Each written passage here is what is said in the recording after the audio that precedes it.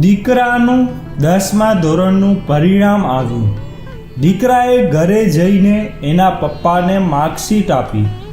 પપ્પા માર્કશીટ જોઈને બોલ્યા, વાહ બેટા, સરસ.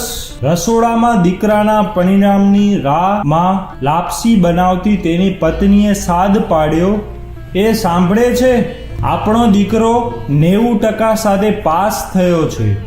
પત્ની દોડતી દોડતી આવી, બોલી બતાવો, અને માર્કશીટ. દીકરો તરત જ બોલ્યો, મમ્મી માર્કશીટ અંગ્રેજીમાં છે, તું અભણ છે, તને ખબર નહીં પડે, તું રહેવા દે. માની આંખ છલકાઈ ગઈ, પણ બિચારી કંઈ બોલી ના શકી. ત્યારે દીકરાની વાત કાપતા તેના પપ્પા બોલ્યા, બેટા, અમારા લગ્નના 3 જ મહિનામાં તારી માને ગર્ભ રહ્યો હતો. મેં કહ્યું, ચાલ ગર્ભપાત કરાવી લઈએ. આપણે હજુ તો જિંદગીમાં ક્યાંય ફર્યા જ નથી, આપણે હજુ તો જિંદગી જીવ્યા જ નથી. તેને ત્યારે મારી વાતનો વિરોધ કર્યો અને તને આ દુનિયામાં આવવા દીધો, કારણ કે તે અભણ હતી. તારી મમ્મી તેનું શરીર બહુ સાચવતી હતી. તે તેની ફિગરને જાળવી રાખવા માટે કદાપી ઘી અને દૂધની બનેલી રસોઈ ખાતી નહોતી. પરંતુ બેટા, તું જ્યારે તારી માના પેટમાં હતો ત્યારે દીકરો હેલ્ધી જન્મે, તે માટે તને પોષણ મળે, તે માટે તેને 9 મહિના ઘી અને દૂધની રસોઈ ખાવાની ચાલુ કરી હતી, કારણ કે તે અભણ હતી. તને સવારે 7 વાગે શાળાએ મોકલવા, રાત્રે ઘરનું કામ પતાવીને મોડે સૂઈ જતી હતી. છતાંય સવારે 5 વાગે જાગીને યોગ અને કસરત છોડીને તારા માટે તને ભાવતો નાસ્તો બનાવતી અને તને તૈયાર કરતી હતી.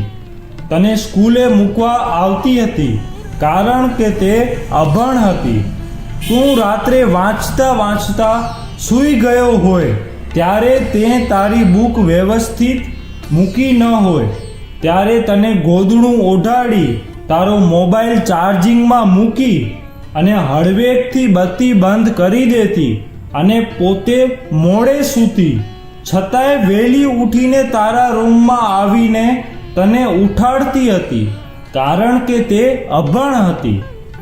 આજ સુધી તારી નજરમાં તને દેશી લાગતી તારી મમ્મી તારા જન્મ પહેલાં વેસ્ટર્ન કપડાં પહેરતી હતી અને વેસ્ટર્ન જીવન જીવતી હતી. તારા જન્મ પછી ટ્રેડિશનલ કપડાં પહેરતી હતી અને ટ્રેડિશનલ જીવન જીવતી હતી. છતાંય તેણે તને વિદેશી સગવડો આપી છે, કારણ કે તે અભણ હતી. તું નાનો હતો ત્યારે રાત્રે વધારે બીમાર પડી જતો, આખી રાત તારા માટે જાગતી રહેતી અને સવારે વળી પાછી પોતાના કામમાં વળગી જતી, કારણ કે તે અભણ હતી. તને સારા કપડાં પહેરાવવા તે પોતે સસ્તી સાડી ચલાવી લેતી, કારણ કે તે પોતે અભણ હતી. બેટા, ભણેલાઓને તો પ્રથમ પોતાનો સ્વાર્થ દેખાય, પણ તારી માએ આજ સુધી ઘરમાં પોતાનો સ્વાર્થ નથી જોયો. આપણું જમવાનું બનાવવામાં ક્યારેક પોતે જમવાનું ભૂલી જતી. તેથી હું ગર્વથી કહું છું કે મારી જીવન સંગીની અભણ છે, પણ સંસ્કારી છે. દીકરો પપ્પાની વાત સાંભળી રડી પડ્યો અને બોલ્યો, માં, હું તો માત્ર કાગળ પર જ 90% લાવ્યો છું, પણ મારા જીવનને 100% બનાવનારી પ્રથમ શિક્ષક તું જ છે. જે શિક્ષકનો વિદ્યાર્થી 90% લાવતો હોય એ શિક્ષક પાસે કેટલું જ્ઞાન હશે એ તો હું વિચારી જ ન શક્યો અને તને અભણ માનતો રહ્યો, કારણ કે આજે મેં અભણ માના સ્વરૂપમાં મારા હેલ્થની ચિંતા કરતી માં એટલે ડૉક્ટર, મને હોમવર્ક કરાવતી માં એટલે શિક્ષક, મને સંસ્કાર આપતી માં એટલે ગુરુ, મારા કપડાને સીવતી માં એટલે ફેશન ડિઝાઇનર, અને મને ભાવતી રસોઈ બનાવતી અને પ્રેમથી મારી પાછળ મને ખવડાવવા દોડતી એટલે બેસ્ટ કુક બધેના દર્શન કર્યા છે. માં, આજે 90% સાથે પણ હું અભણ છું અને તારી પાસે આજે PhD થી પણ ઊંચી ડિગ્રી છે. હે માં, તારા આ દીકરાને માફ કરી દે. હું ભલે ધોરણ 10 માં 90% લાવ્યો, પરંતુ તને સમજવામાં તો હું ક્યાંય પાછળ રહી ગયો. તેનો મને બહુ જ અફસોસ રહેશે.